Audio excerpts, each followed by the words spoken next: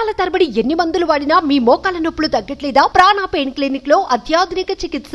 ఏషియాలోనే మొట్టమొదటి private medical college అని గొప్పగా చెప్పుకోవాల్సిన పేరు RG Kar medical college and hospital. అలాంటి కాలేజ్ లా ఒక ఘటన జరిగింది. చాలా భయానకమైన ఘటన ఇది. దీని గురించి తలుచుకుంటేనే వణుకు పుడుతుంది ఈ రోజు అందరు ఆడోళ్ళకి. సో ఈ రోజు నేను వచ్చిన ఈ శ్యామ్ బజార్ రోడ్లున్న కోల్కతాలున్న ఆర్జీకర్ మెడికల్ కాలేజ్ కి. మరి ఇక్కడ ఏం జరుగుతుంది, అసలు లోపల ఇంకా టెంట్లు వేసుకొని చాలా మంది ఉన్నారు. సో ఒకసారి లోపలికి పోయి చూద్దాము. అంటే నేను వచ్చే టైంకి యాక్చువల్గా ఈ రోజు బీజేపీ బంద్ ప్రకటించింది ఇక్కడ వెస్ట్ బెంగాల్లో. బీజేపీ బంద్ ప్రకటించిన కూడా చాలా వెహికల్స్ తిరుగుతున్నాయి. అండ్ ఇంకొకటి ఏంటి అని అంటే పొద్దున 6 గంటల నుంచి సాయంత్రం 6 గంటల వరకు. సో నేను వచ్చే టైంకి ఇక్కడ 5:30 అవుతుండే. అంటే 28వ తారీఖు 5:30కి కూడా చాలా బండ్లు తిరుగుతూ ఉన్నాయి. అంటే ఇక్కడ రాష్ట్ర ప్రభుత్వము ఆ బంద్ని మొత్తం కూడా అగేన్స్ట్ గా, అంటే బంద్ చేయడానికి వీలు లేదు అని చెప్పేసి ఆఫీసులు, కాలేజ్లు, గవర్నమెంట్ ఆఫీసులు కానీ లేకపోతే కాలేజ్లు, స్కూళ్ళు అన్నీ కూడా ఓపెనే ఉంచడం జరిగింది. అండ్ జనాలు కూడా తిరుగుతూ ఉన్నారు.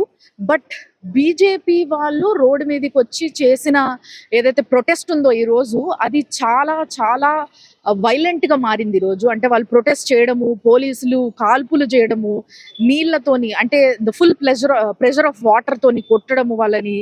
అండ్ చాలా మందిని అరెస్ట్ చేయడం జరిగింది. చాలా మంది ఎవరైతే ప్రొటెస్ట్ చేయడానికి బయటికి వచ్చిన స్టూడెంట్స్ ఉన్నారో, మెడికల్ స్టూడెంట్స్, ట్రైనీస్, హాస్పిటల్స్ లో డాక్టర్స్, వీళ్ళందరూ కూడా ఎవరైతే రోడ్డు మీదకి ప్రొటెస్ట్ చేయడానికి వచ్చాడో వాళ్ళందరికీ విపరీతంగా గాయాలు కూడా జరిగినాయి. వాళ్ళందరూ కూడా ఆటోమేటిక్ గా వీడియోలు తీసి పెట్టడం మొదలు పెట్టిండ్రు.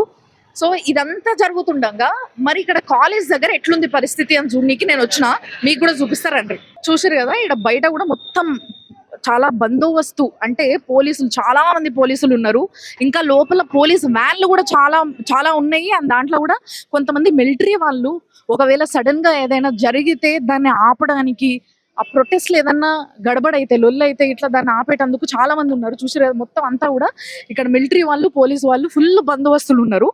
అయితే లోపలికి ఎంటర్ కాగానే లోపలికి ఎంటర్ కాగానే వి వాంట్ జస్టిస్ అని చెప్పి ఆ అమ్మాయి, ఏ అమ్మాయి పైన అయితే ఈ అఘాయిత్యం జరిగిందో ఆ అమ్మాయి ఫోటో, అంటే ఫేస్ లేకుండా ఒక అమ్మాయి ఫోటోని అక్కడ పెట్టి ఆమెకి పూలదండ వేసి చాలా మంది ప్రొటెస్ట్ ఇక్కడ నుంచి మొదలు పెడుతున్నారు.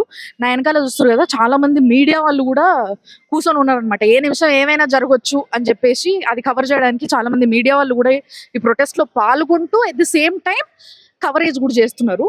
అయితే ఇక్కడ చూస్తే చాలా మంది స్టూడెంట్స్, మెడికల్ స్టూడెంట్స్, వాళ్ళకి ఒక కసి, అంటే జస్టిస్ జరగాలి. ఇంత అన్యాయం జరిగితే, ఒక ఆడపిల్లకి ఇంత అన్యాయం జరిగిన తర్వాత కూడా అసలు ఇప్పుడు వరకు కూడా గవర్నమెంట్ రెస్పాండ్ అవ్వకపోవడం ఏంది అన్న ఒక బాధతోని, నిరాశతోని వాళ్ళు అతికిచ్చిన కొన్ని పోస్టర్స్ చూస్తే వెనకాల చూడండి, నో జస్టిస్ నో డ్యూటీ అని చెప్పి కొంతమంది పెట్టిండ్రు. దాని తర్వాత కొంతమంది నో హెరాస్మెంట్ ప్లీజ్ స్టాప్ అని కొంతమంది పెట్టిండ్రు. అంతేకాకుండా మన అందరికీ వెస్ట్ బెంగాల్, ముఖ్యంగా కోల్కతా అనగానే గుర్తుకొచ్చేది ఏంది, భద్రకాళి అమ్మవారు శక్తిపీఠం. అంటే అమ్మవారి యొక్క భయంకరమైన, అత్యంత శక్తివంతమైన అవతారమే భద్రకాళి.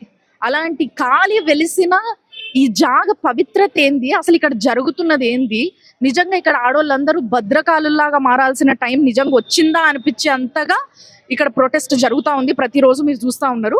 కానీ మన వాళ్ళకి, అంటే ముఖ్యంగా మన తెలుగు వాళ్ళకి అసలు ఇక్కడ ఏం జరుగుతుందో క్లియర్ గా స్పష్టంగా చూపించడానికే ఈ రోజు నేను ఇక్కడికి వచ్చిన.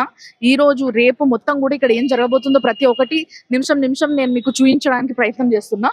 సో చూసారు కదా, ఇట్లా వెనకాలన్నీ కూడా జస్టిస్, వి వాంట్ జస్టిస్ అని చెప్పేసి కొన్ని పెట్టడం జరిగింది. చాలా బిజీగా ఉంది ఈ హాస్పిటల్ అంతా కూడా.